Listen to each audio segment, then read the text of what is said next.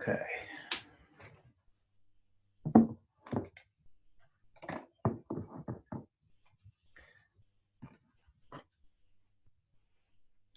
All right, so we'll begin. Hopefully others will be able to join meantime, and I will be able to record this and send. So those who didn't, sorry for that. It is my my dealing with it. So one more thing is that I don't have help with organization of this. I set it up everything by myself. Um, so forgive me my clunkiness about how I do things, but most important that you're here, and then we can do actually this class. So first of all, I would like to thank you for for being courageous and join me in this work that I do, and talk about the hard choices in life and help you with how to live your life in a better way. Well, I try to find out the way how it would be the easiest for you to have this class, and the whole idea of donation was a really good one, because a lot of people donated more, and a lot of people who didn't, and some donated $1 or $2. It was very meaningful that people have this kind of values, and they live somewhere in Indonesia or somewhere, and they it's all they got, and that is very meaningful. And donation is really such a great thing. So of course, if you don't like the class at a certain point, just let me know, so I send you money back. Of course, you can send more during this time anyway, so it's just open. The class is open, and the class, you have to understand the whole thing about how I coach and how I believe. So that's the beginning. That I never prepare myself for any kind of classes, and it's just started with me. I know what I want to talk about, one word, and that's enough for me. I don't have structure, I don't have a plan, and I will tell you why. So if you have really the plan or a structure for such a pursuit of personal improvement, of pursuit of virtues, that it wouldn't stick, because it is something that happens on daily and a current basis. So I have this a client who came about a week ago. No, I had the virtual actually session, and he sent me that he went with his kids for donuts, and his kids are about 6 years old, and he said, well, and donuts were so tempting that I ate the donuts. And I said, well, think about that. You're supposed to know that you're not supposed to eat the donuts, right? Yeah, I know, but they look good. They were tempting, so I ate them. I said, well, next time you have to really know that donuts are for children, and children are children, and you're an adult, and you're not supposed to eat them, right? So she still had problems with connecting, but we are talking about the person that was coming here for 3 years, right? Every week he was here, so he was in the process of accepting hard choices, of seeing hard choices as something that built him over time, and that building process, we are able to pass certain messages that would be really hard if it was at the beginning. So I said, well, your children are, like any children, they will uh, do the wrong thing, and then that's what is it. And they really don't know what is good, what is not, and that is that you have to somehow comprehend that and stand, the virtue of doing the right thing for you. So he somehow got it, and the next time went to the donut, he said, "Well, it's for children." Yeah, it's for children, like ice cream. So you have to have some certain system of belief and also process that is attached to changing the way of your thinking and anybody's thinking, right? So there have to be microprogressive system that is attached to it. So to visualize that, I will talk to you about Groundhog Day, the movie. If you saw the movie, that is fantastic. If not, it's your homework tonight. You will watch the movie. So here's the movie about journalists that go to the certain village and see a groundhog and predict longer winter or warm spring. So when they go, the Groundhog Day is that the day that repeats for that journalist over and over. Of course, the journalist is as a person that is simply an asshole, a person that is like would take advantage of everybody, is smart but no kind at all, and then he is stuck in the same day. When he's stuck in the same day, he after first shock, figures out that he can do anything to be in that day. If he dies, it's okay. So goes to another day, and he's having fun with that. And after that is not fun. He's killing himself and every day, and that is not fun. So the days are repeating. So he eventually comes to the point that the girl that is with him is a very attractive girl, so he wants the girl. And then he does everything to really get the girl. But the girl is not simply to get. It's not a girl that will go for flashy things or somebody that is shallow and so on, wants to buy her. So first he's engaging, of course, in buying her, in amusing her, and then having a date with her. It doesn't work. So then the movie moves on to another level.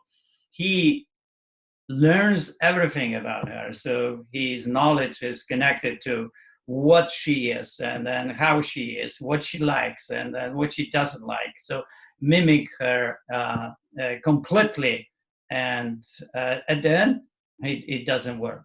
So the girl really recognizes him as not complete. It's not really value for her.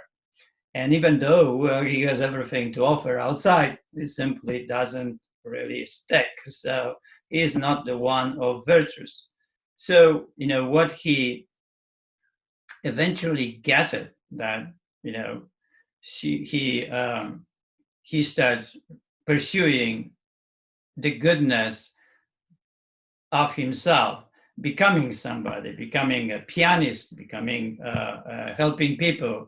And while doing that, he's creating himself as a better person.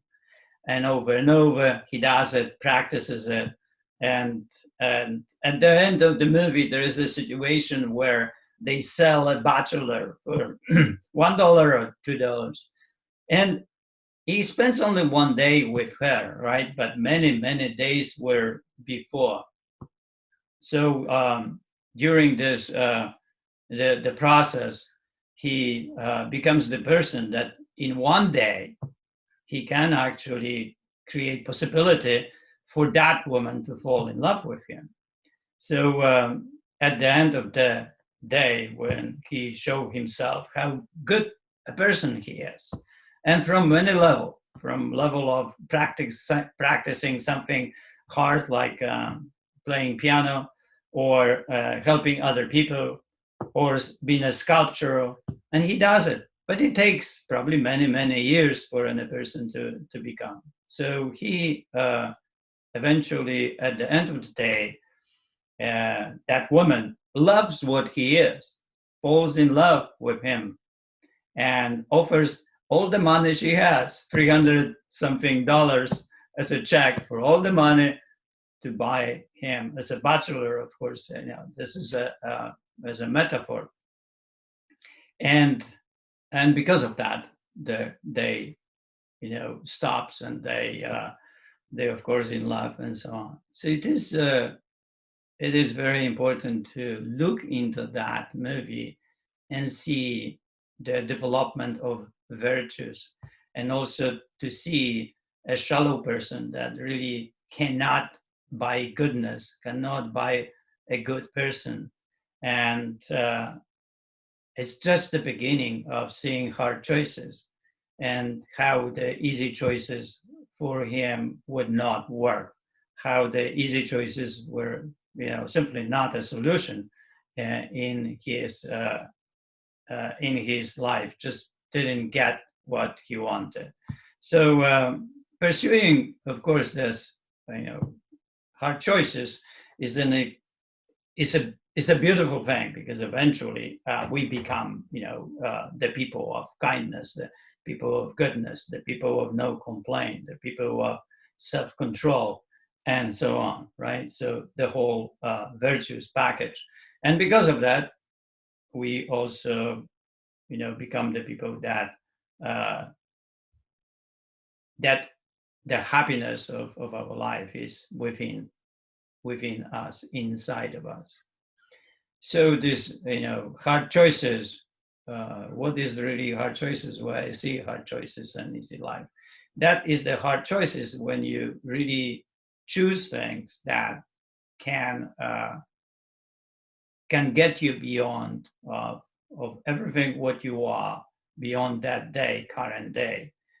And if you keep doing that, then of course you become better and better in life. You create more goodness in you. Your core value improves. And once your core values improve, what improves also, it improves everything. Your strength, your self-control strength improves because of those values as well. So it is important element.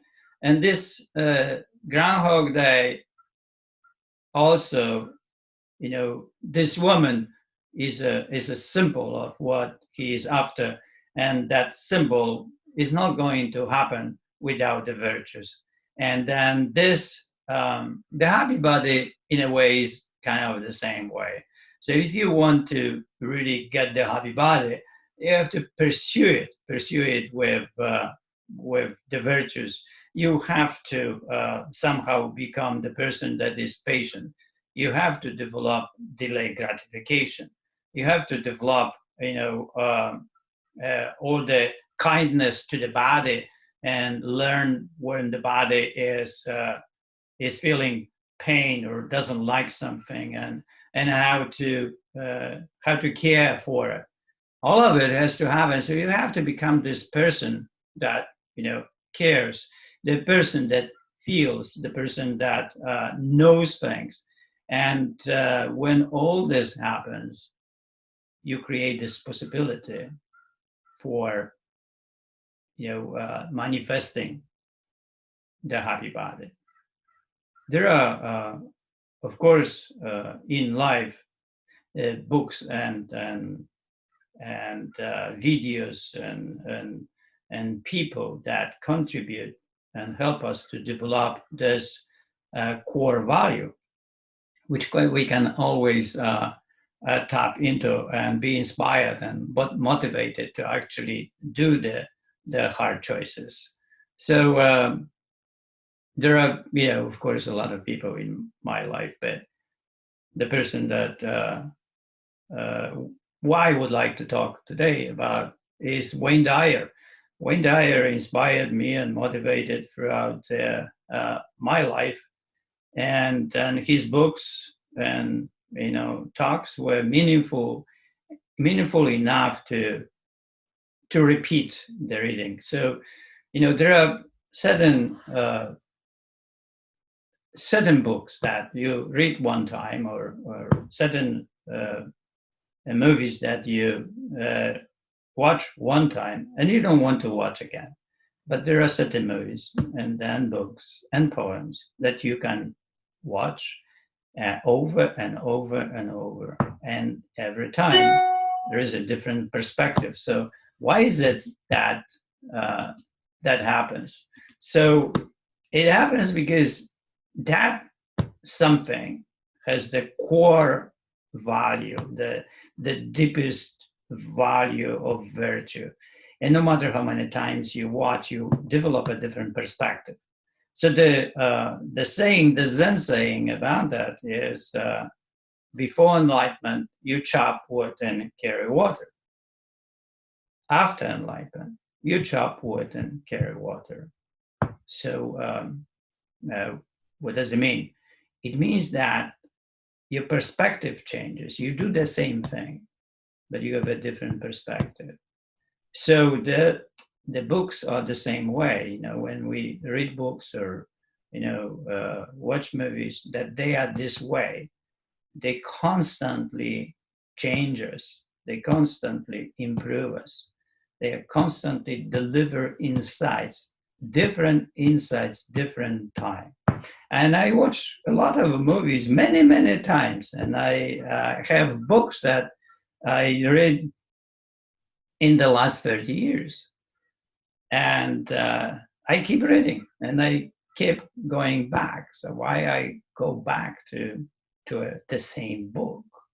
So it has something deeper than just entertainment. So it has the values inside, that they are enough values that still deliver me something to improve myself, to simply get better.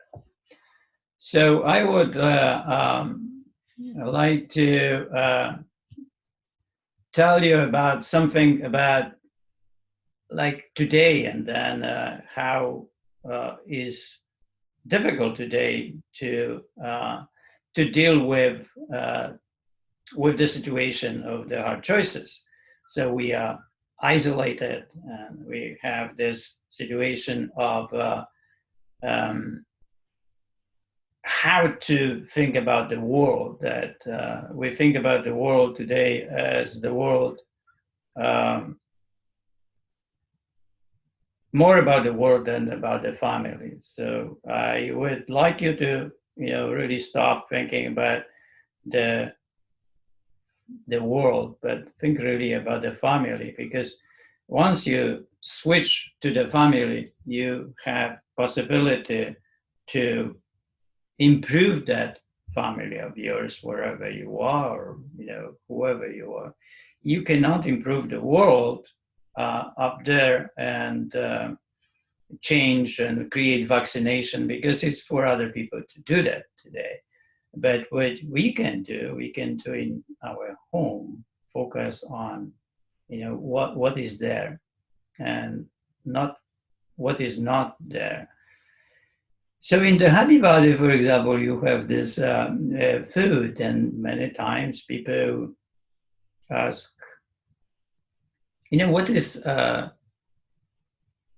what about, different food, and they ask about something what is not there, or different exercises and so on. So that is really wearing us out. And so why is it wearing us out? Because, thinking about something, what you shouldn't do, what is not there, is really draining. So there was this study, White Bear study, that asked people to write an essay. And some people to write an essay about anything, and others were asked to write an essay about essay, but not about white bear. If the thought about white bear would come to the brain, then they would simply have to suppress that thought and return to the essay. So because of that, suppressing some thoughts, then it created this draining energy, and then self-control was compromised. So after this, people were asked to do a task, a puzzle that was not solvable, and they watch how much time they actually commit to solving the until they really came to the failure point. And these people that were trained before, of course, they spent less time. So it is a message that we have our battery, the battery, the energy, that self-control energy is limited. That when we are exposed to things that deplete us, we have less, and then we give up. So in life, it's important to look into and then shift our way of thinking from asking about something to do or something that you want, but not thinking about something that is not there. So that's really a shift in the virtues. So I will ask later about the examples that you can create, and so you can practice at home your way of exposing yourself or talking to other people when you actually engage.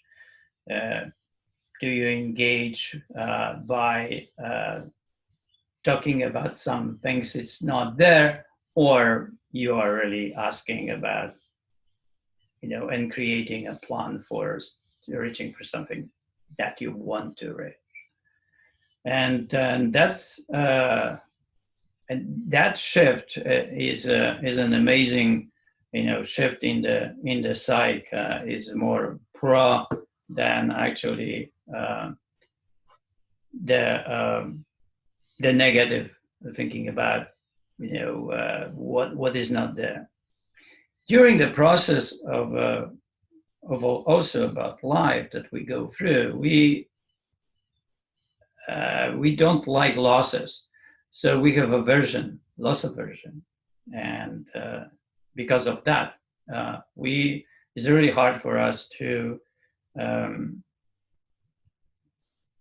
be calm and to accept the fact that there is less. So in the situation today is, of course, less interaction.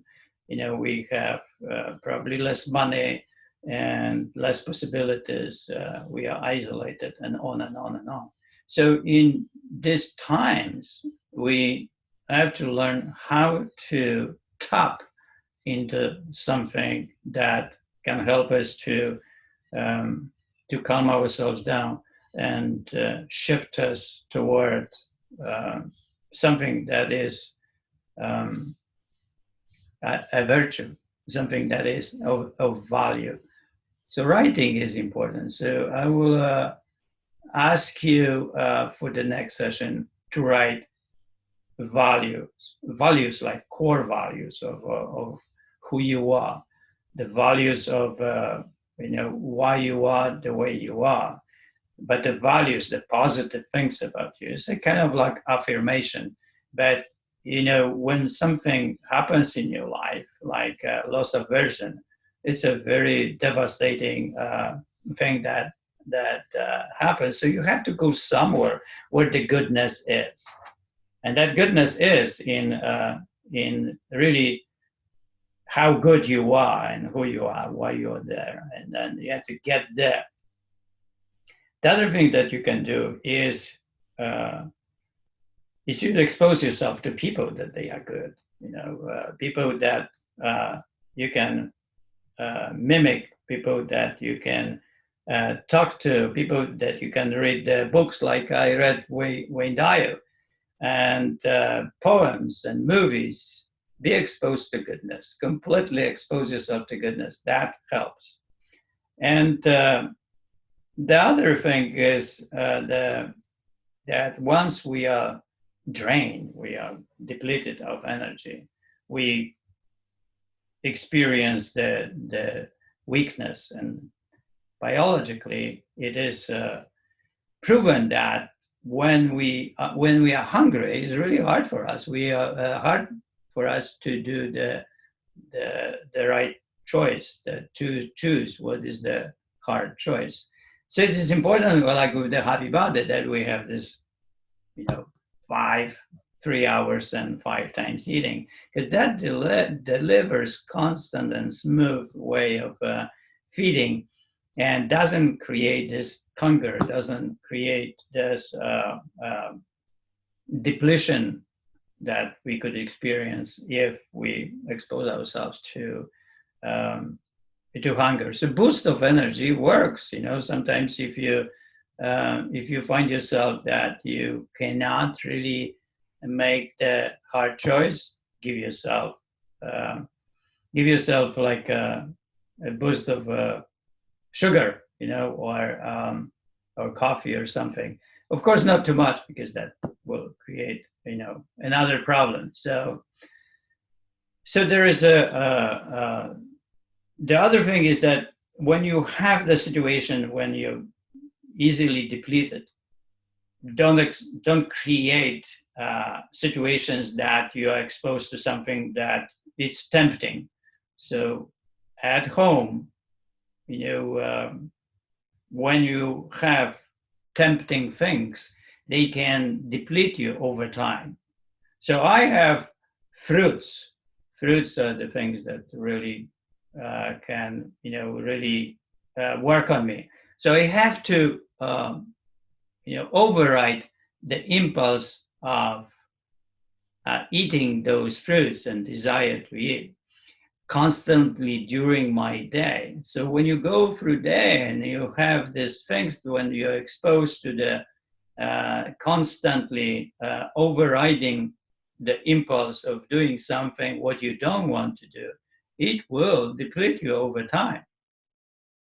So I ask Aniela over and over to keep the fruits into the fridge, somewhere where it's not around.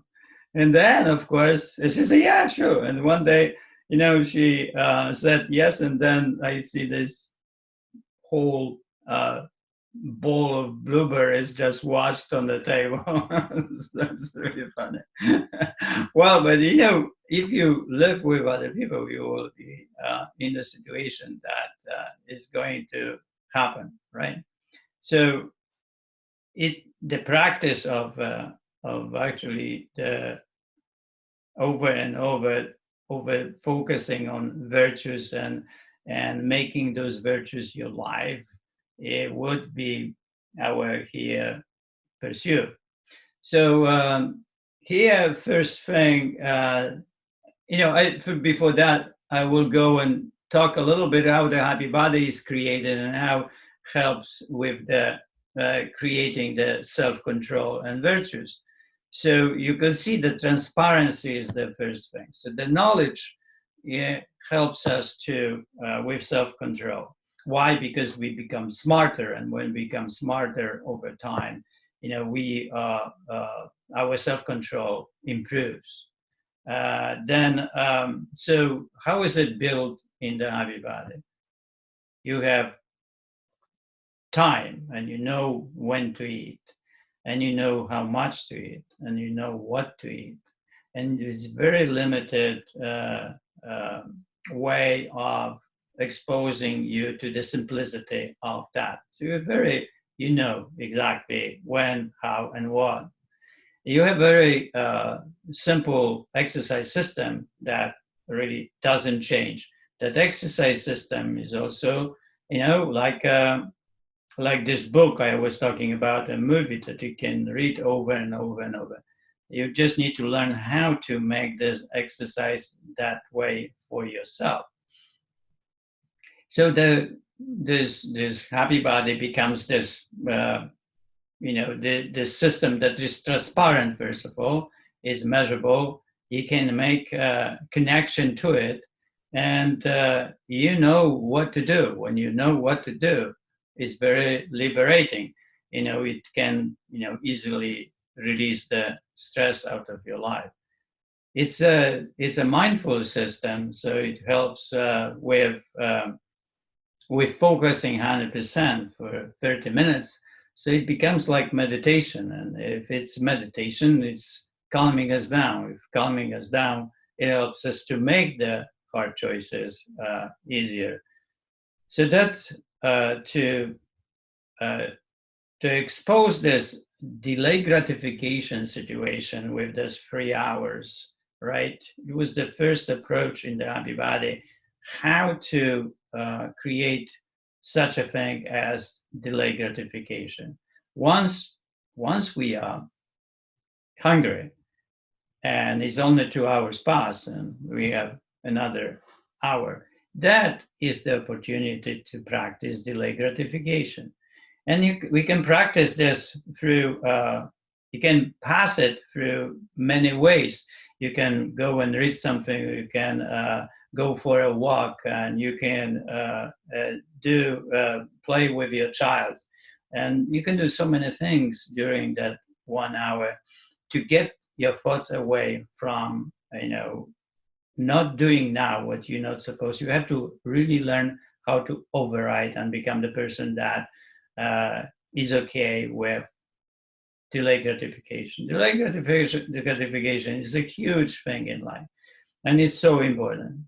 As you know, the marshmallow studies at Stanford was done with kids that they were 4 years old, I think, and they were exposed to marshmallow for 15 minutes. If they ate one, they wouldn't get another one. If they didn't eat, they would get. So what happened with the kids? The kids, of course, were exposed to practice, or exposed to whether they were able to wait for 15 minutes. And already those kids that were able to wait for 15 minutes, not only get the marshmallow, but when researchers visited them 25 or 30 years after, they just found out that those kids that were able to express delay gratification, they also had a really good life. They didn't have any problems with finances. They didn't have a problem with law. And usually they were married. Usually they had families, children. They were successful, human beings. But others, they were not so. So those that they had the instant gratification stronger, had problems in the future. So you can see how practice of the Happy Body can help you with this delay gratification, and see this delay gratification as see the 3 hours spread, and dealing with it is the practice of delay gratification. So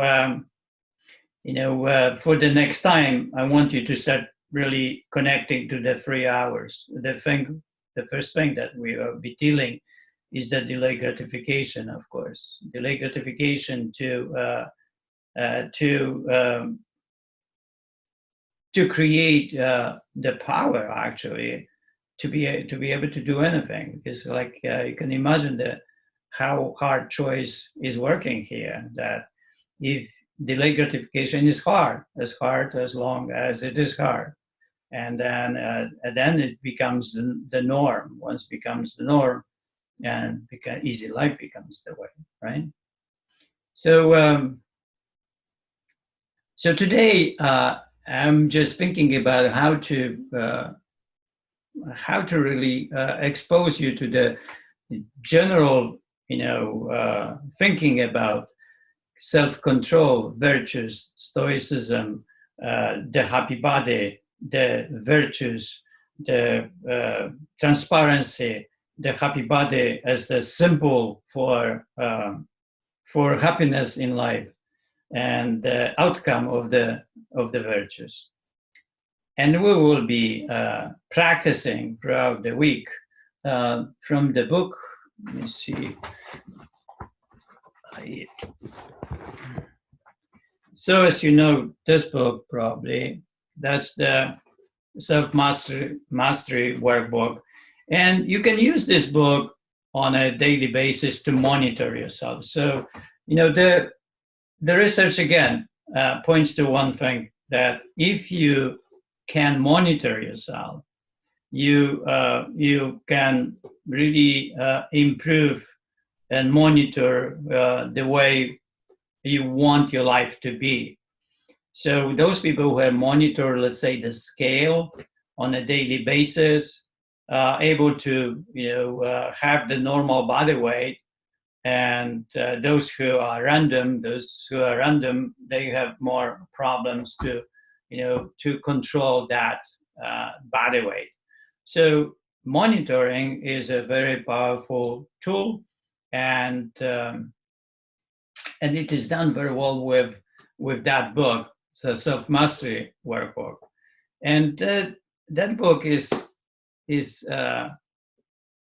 that book, the monitoring is also juxtaposed with art, and it is here juxtaposed with poetry and the feelings.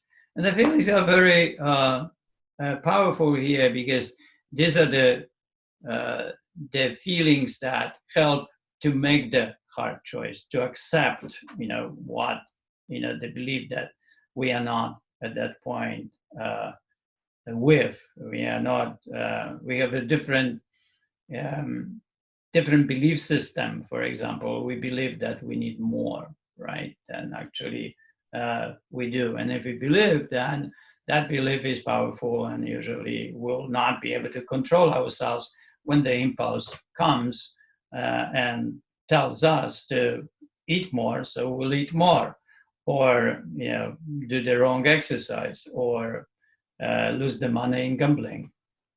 Then we'll work with the Virtues book, and if you don't have the book, then the book is organized into 52 parts, and that 52 weeks, and every week we explore one virtue. And throughout the week, we go through stages about how we think about certain virtue. And the virtue today will be for that week. Hard choices is life, is the choices hard life. And then for today, you will think about what it means to you. And you will write a sentence or a paragraph starting, I understand. And then you follow with that. So next day will be the beginning of a sentence.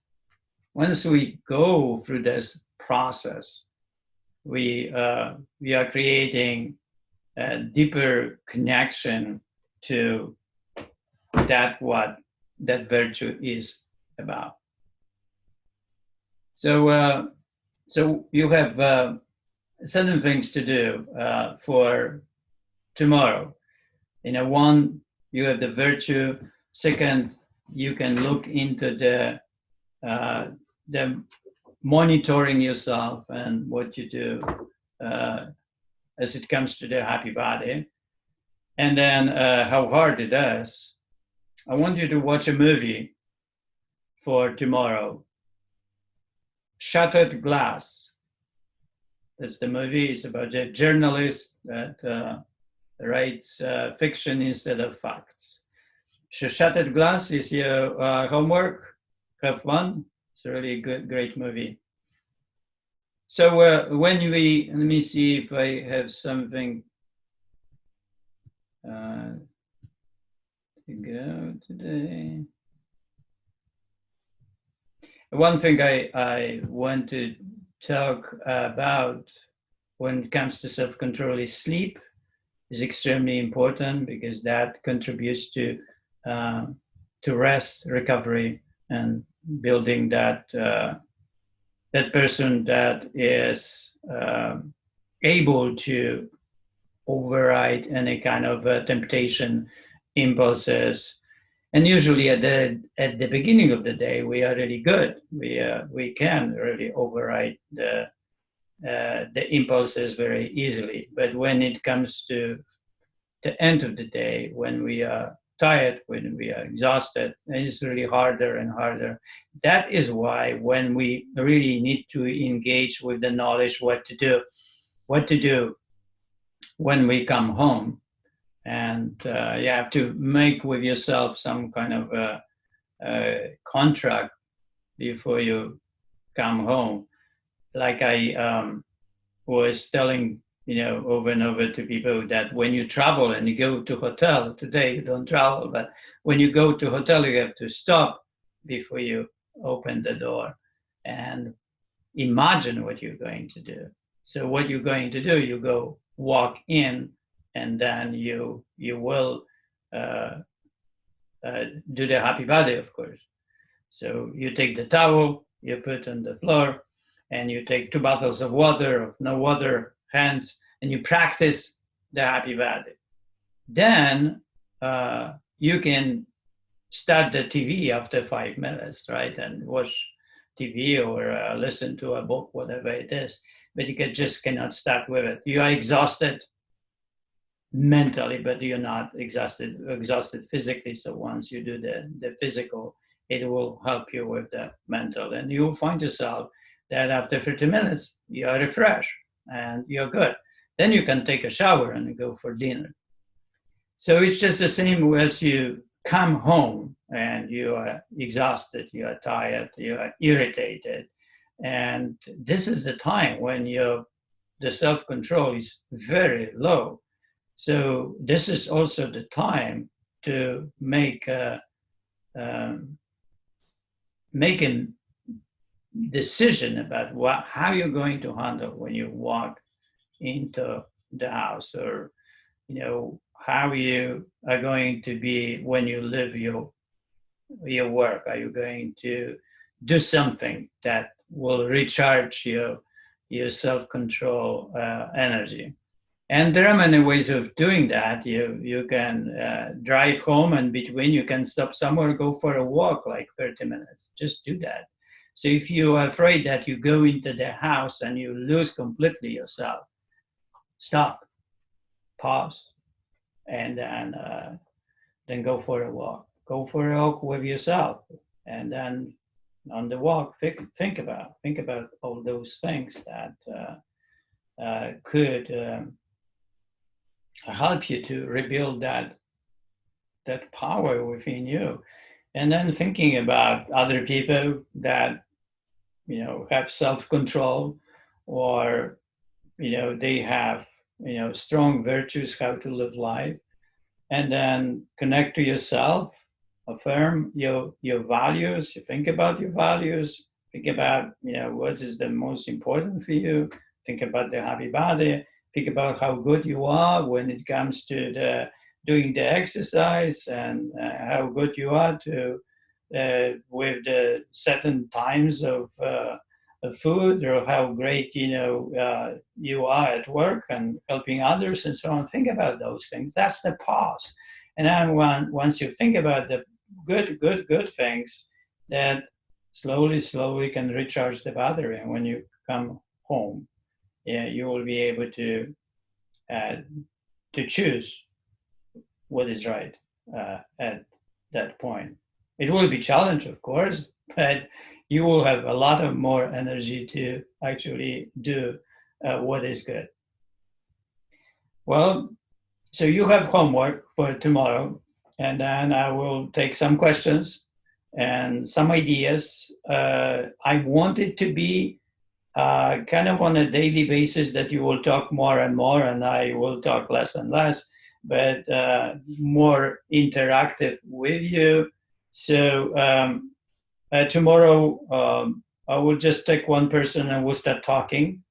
Like you would be here with me, and others will watch for a while, and we'll like session 101. So it is important that we engage and we talk, and then we also are in the constant process of improvement, of getting better. I am the person of progress, and if I don't see progress, that I get a little bit not comfortable. So the progress has to be there, and once the how to make the progress that is fun and and fun and it can, and also progress that is a challenge, but it can be done. So that's the hard choice, of course, right? Okay, all right. So questions to me, please. And so if you want to say something, then you have to unmute yourself.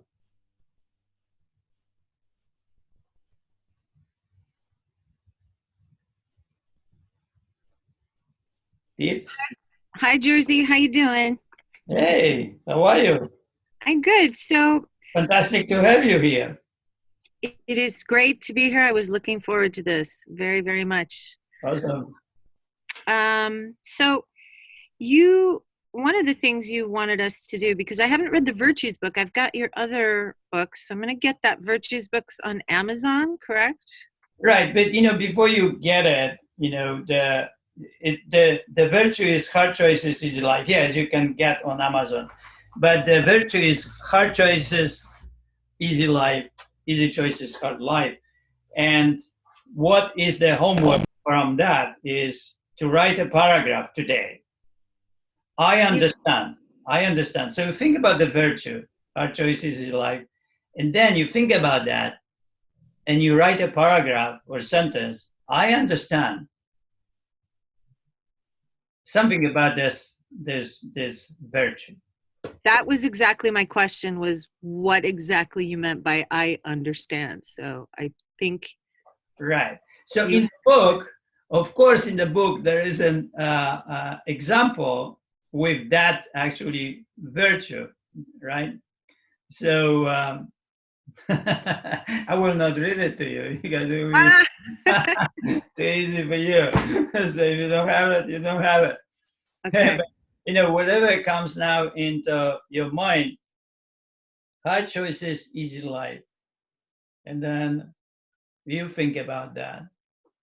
And you say, I understand. And you create a paragraph. You create your way of understanding what it means. Okay. So the whole book will go through, every day goes through different ways of beginning that paragraph. The second day will be I think. So I understand is different than I think. Then third day will be I feel. It's still about the hard choices in life, right? Okay. And it would be I believe is the fourth day. And the fifth day, my plan is. So you have the virtue, and then you get the plan about that virtue, about something to do. And then number 6, day 6, my strategy is. We will develop certain strategy how to deal with that plan. And 7th day, my experience is. So I built that book that way because we know a lot of things, and the things are completely not not us. We think we are smart. We think that we are knowledgeable, and we repeat a lot of proverbs and virtues and so on. But we are not at all that. So my optic on that is to create possibility for people to practice actually the virtue, become the virtue, at least the chance of it. When Stoics taught how to be stoic. They taught on the Stoa, and they talk there and being exposed as Stoics, and this Stoicism was becoming within people, right? So like we are, like I became a little bit Wayne Dyer, right? I became a little bit Thich Nhat Hanh, right? I became a little bit Jerzy Popiełuszko, right? I became, a little bit of those people that I was exposed to, and of course, everybody around. So when we become really, it is the core value is not really what we know. So this man from Groundhog Day, he was only like repeating proverbs, right? He was repeating things. He was repeating amusing things to her, and what she would like, and so on. But he was not those things at all, right? And then Right.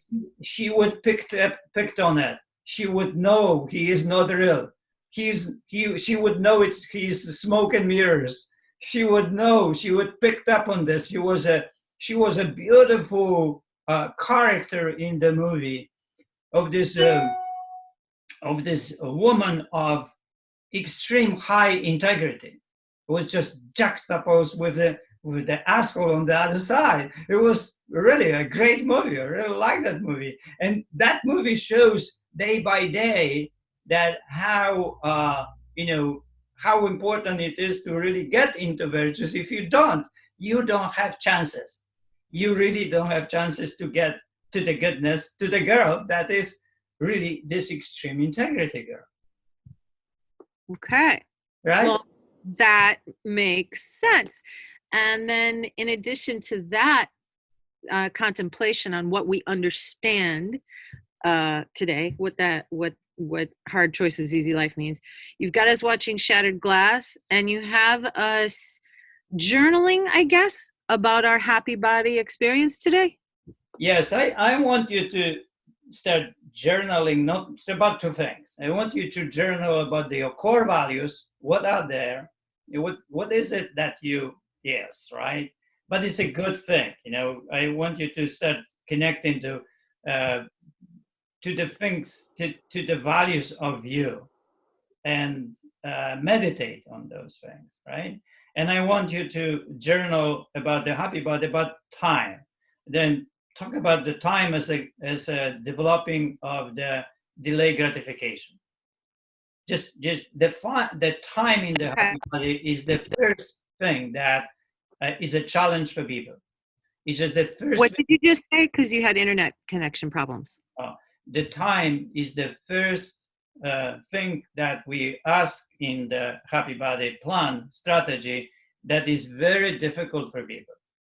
So it is, first of all, is a plan. So it is already something that creates delayed gratification. It's like Anila was a snacker in the family, so she would snack, right? But she would not know that she's snacking without this structure and plan. But once the plan was set, it was showed how she is a random eater. Every time, everywhere, she was just eating. So it created for her a chance to practice delayed gratification. Got it. This 3 hours is a main value in the happy body, delayed gratification practice. So I want you to write about the time, how the time works for you, whether the time is really demanding or easy for you. So write about that. Is it something that depletes you? Is it really hard to wait this 3 hours? Is it hard to hold for 1 hour when you actually go to the time of eating? So all about this time, I want you to connect to who you are and how you are when it comes to time, and waiting for your time. Which leads us into sleep, because if we can't schedule our sleep properly, we won't schedule the rest of our day properly. Well, the sleep is another time, right? So this Yeah. is another thing that some people, dislike, right? So some people that don't like the plans and they don't like the strategies, don't like transparency. And why is that so? Because it is asking, a person for delay gratification. And these people usually have very strong instant gratification system in the middle of the brain, but the frontal lobe is the one where the self-control is, where the delay gratification is. And that's why practicing this delay gratification is crucial in life.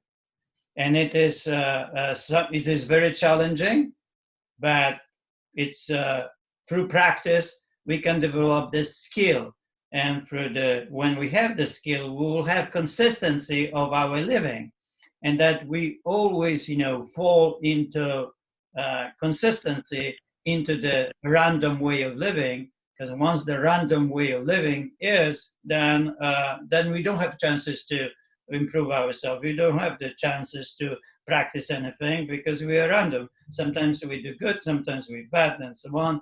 And 10 years pass, and then we are in the same place or worse. So there is no hard choices. There's hard choices and easy choices, and easy choices, hard choices and easy choices. And so there is no consistency. There is no skill developed. So the Happy Body helps with that development of the skill.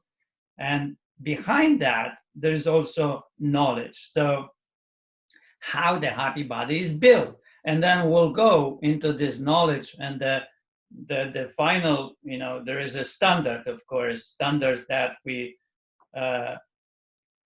try to, work with the standard, like with the thermostat, right? The temperature, you have temperature, let's say, 60 degrees set up, and if it's too much, you cool down the place, and so on. So it's standards are important because they show us, all how we should live the life, and there are a lot of standards in life, social standards, and and then family standards, laws, and so on. So a lot of standards, but we build those standards in the Happy Body, the 6 standards, to help people to know and to create themselves around the standard. So you don't lose it. Like my standard of ideal body weight is a number, is 140 pounds.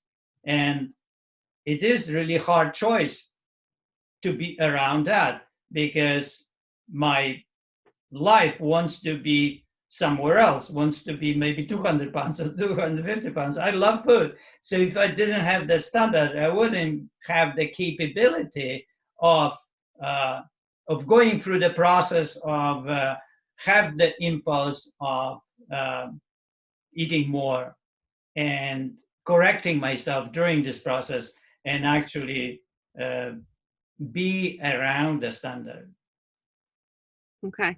And then the last question I had was something you said at the beginning about how we get depleted when we focus on things that we don't have, or the things that are missing. And you use the example of people divided into 2 groups, one writing about the white bear and one told to not write about a white bear. And so if there are things that we want to ingest or drink or smoke that we don't want to do because we have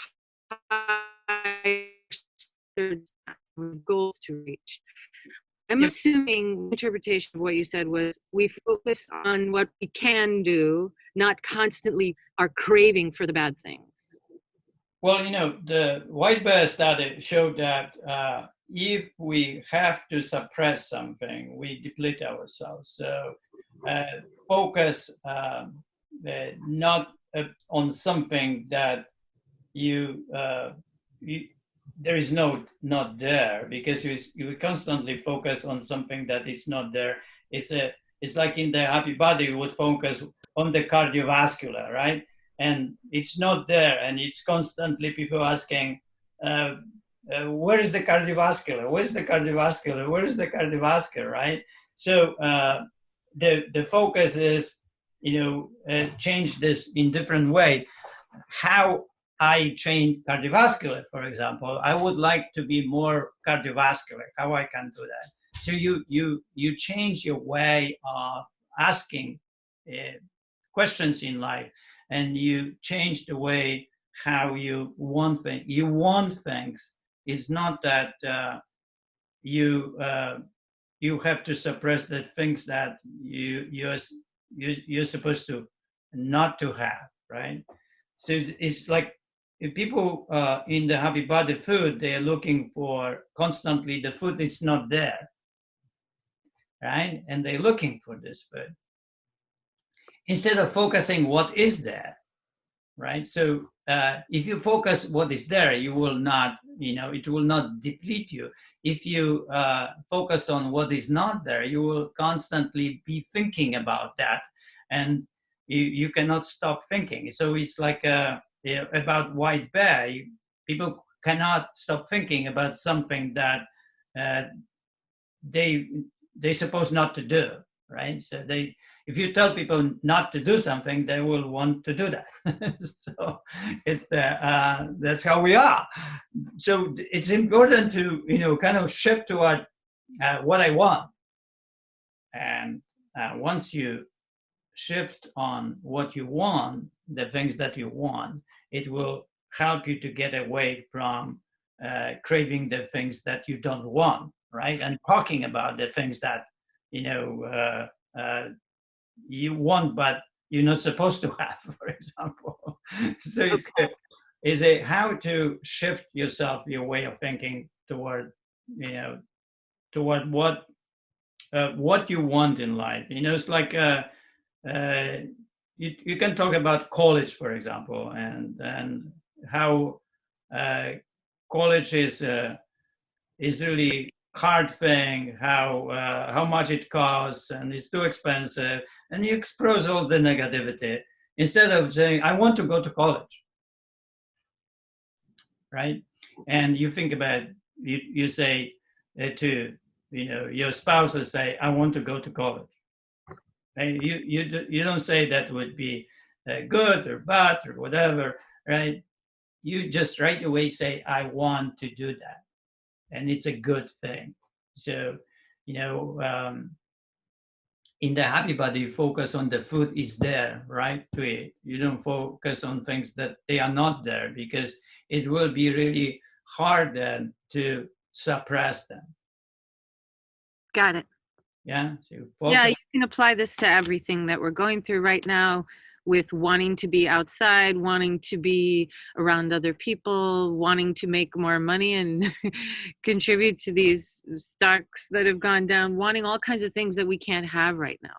Yeah. So yes, exactly. Right. So you focus on what you want, and you don't think about the things that supposed to be different, that's supposed to be better.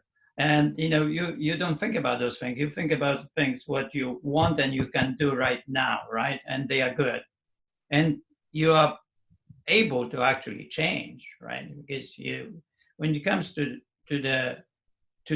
your home, you can do a lot of things up there, and they are good things, right? And then focus on what you want with that family to do. Of course, it's a good thing. It's about virtues. You choose a good thing, and usually it is a difficult choice that we need to make, but we need to make that choice. Thank you, Jerzy. You're welcome. Another question, please. All right. We have Marianne. You need to unmute yourself. Very much. Thank you. A question that I had coming up, and it somehow arose through also your pre-course homework to find a friend to participate. Ah. So I had a friend that I got quite with me on the way. And then she stopped practicing. And so now I came back to her and asked, so why did you stop practicing? and she said, well, the exercises caused me neck pain. Oh, okay. Which is for me, it's a metaphor again of the happy body. How do we approach roadblocks in our plans? We have a plan. And I have a very practical question for this now, because, and it's maybe a bit besides the topic, but when I am in exercise 2.4, so the side twist, with the staying at home office, I had to do a lot more computer work, and I developed tendinitis. And now when I do the side twist, I do have pain in the elbow, or discomfort, not really strong pain, but I feel that this is really interfering, or not interfering, but it's something I feel. And I wanted to know, would a good modification be just to reduce the weight in those? Well, the first about your friend about the neck pain, all right? So look at the happy body as, for example, as yoga or swimming, right? It's an activity, right? So you can swim and you have some problems, and what do? You talk to coaches and learn how to heal yourself and how to correct yourself. So it's nothing wrong with swimming, right? So there was this breakdancer that had questions about knees and so on, and I was explaining on the course before about how you engage in something like that, for example, and how the happy body can help, but to a certain point, and the breakdancing is actually requiring more flexibility, more strength, more power to have, and it can easily break you. So now you have the situation with the neck pain, right? So if you have that situation of the neck pain, you ask, right? You search how to adapt the happy body so you don't have neck pain. And that thinking process needs to be engaged with all of us. So all of you have those, corrections, right? So the correction happens, and you are not engaged in thinking, it doesn't work for me, right? Because it's a strange word, like you would say the swimming doesn't work for you, or yoga doesn't work for you. Well, it works for everybody, right? And it's just yoga. So it has certain ways of doing things, and there are ways of correcting and adapting yourself to that. So to talk about, your tendinitis and your rocking plank, right? The exercise 2-4, right? So it's interesting exercise because it's very hard exercise to actually perform the right way. So the right way is when the trunk rocks and the hips are powering the whole movement of the dumbbell. So when you to help you to see that is to see let's say a tennis player, and tennis player has the racket in the hand, but the hips, the legs are hitting it, not really the arm. So the way he is really or she is doing it, when she goes into this movement of attacking and hitting, the whole body moves, and then there is a hit. And when it's the hit that way, the hit is performed by the whole body system, right? The same in the golf. When the golfer plays, first is the hips, and then the hips again, and then the hips are twisting, and then the whole body is twisting, but the arms are not really doing the work. The arms are following the work, and it's everywhere the same way. Baseball and football, when we throw things with the whole body, but not with the arm. All right? So the body has to be connected, especially the hips. So now think about, again, about this movement of the rocking trunk. So I will show you a little bit, right? So when you have the movement, so the movement has to start with twisting the hips. One leg is locking and the other one is unlocking. You can see when I do it how much lift is because of the hip movement. You see, so it's about almost 1.5 foot of movement of the dumbbell before even I engage in the arm.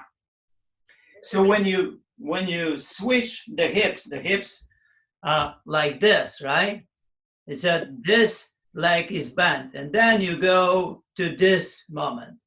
And when the arm is there and is pulling, the hips are pulling the arm up and the dumbbell, you can finish with the lift at the end during the process.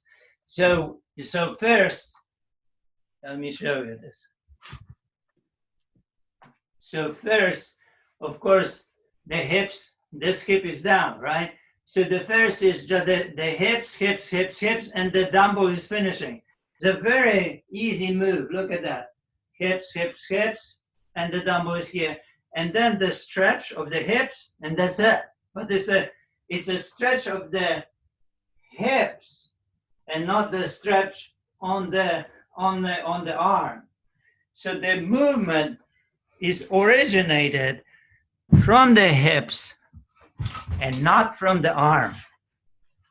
So when you do that, the hips are lifting the dumbbell, and because of that, you will not have any tendonitis in your arms or in spine or the neck.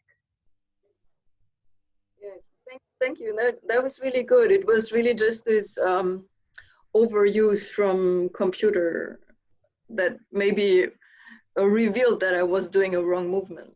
Yeah, it could be too, but use the eyes, the computer is stuff, so use the eyes or different way with the computer, how you stand, how you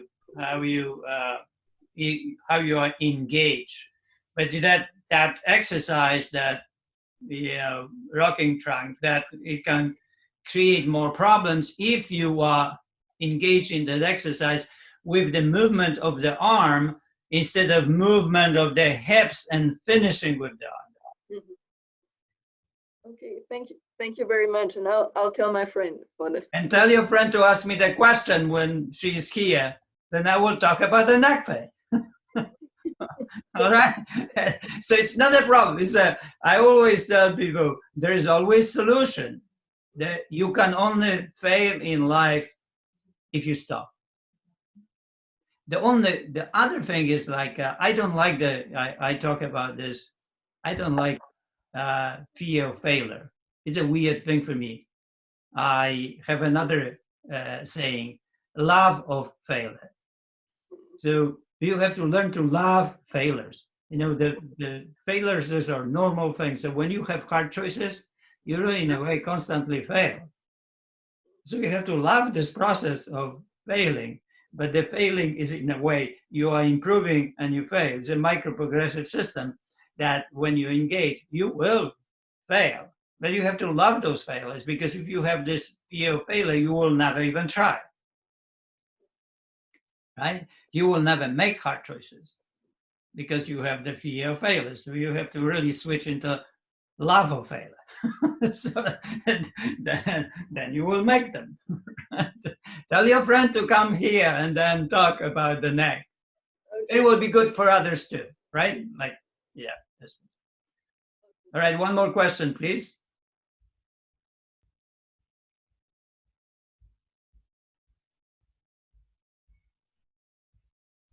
Anybody?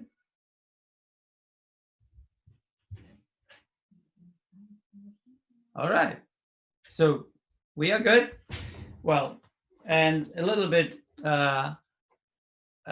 words for the closure about the office work and so on. So I'm sorry that a lot of people maybe didn't get here because it was my organization, how I set it up. Jeff is not really helping.